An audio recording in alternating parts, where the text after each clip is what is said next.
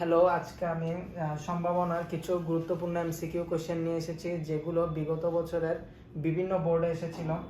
তাহলে আমরা 1 নম্বর প্রশ্নটি দেখি। 1 নম্বর প্রশ্নে বলা হয়েছে কোনো ঘটনা ঘটার সম্ভাবনার সর্বোচ্চ মান কত।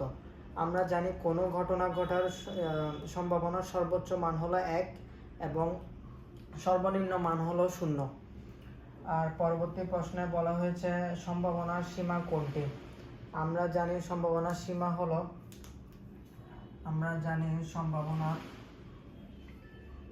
সম্ভাবনার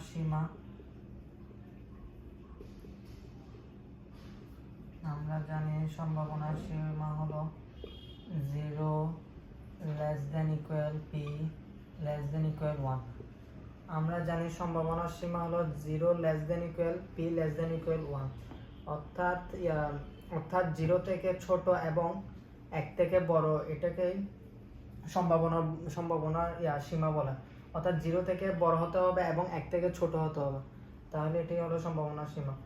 আর অসম্ভব ঘটনার মান সবসময় 0 হবে, অর্থাৎ অসম্ভব ঘটনার মান সবসময় 0।